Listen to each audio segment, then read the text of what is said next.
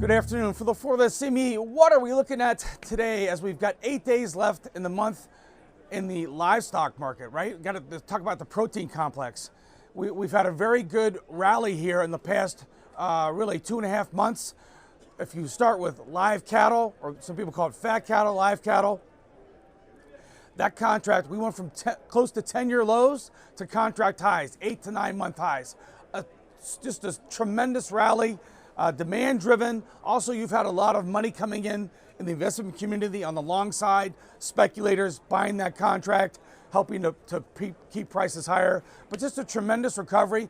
And we're finishing out December, we're heading into a cattle on feed.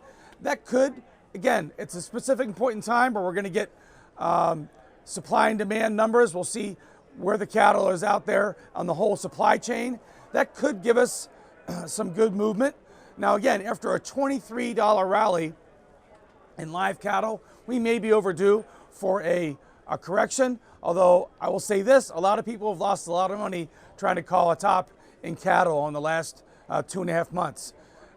Similarly for feeder cattle, that's earlier in the supply chain, but feeder cattle, we've just been sputtering around a 7-month high, but we've also had about a $21 rally, and it's given speculators and producers good levels to key off of as we head into that cattle on feed.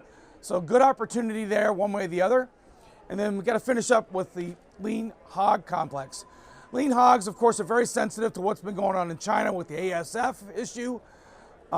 Surprisingly though, we haven't seen an explosive move like a lot of people thought we'd see after signing the USMCA, as well as getting this phase 1 China deal done. So that's been a little bit suspect. The market's been trying to rally, but certainly not as explosively as the cattle complex has. What are you looking at? If I look at April, that there's a lot of support around 72 cents. It's about a 4-month low. We've been bouncing off there. Most producers, though, are looking above. They want to get us back above the 80 cent, possibly 83 cent. And that's how we're going to be looking as we head into 2020. We'll see. Is the China demand going to show up in full force? It's right now the market's telling you that it might happen, but we certainly have not seen anything explosive. Take a look at that chart if you're looking for some sort of possible moves. Again, that's about it for the livestock complex. Have a great day.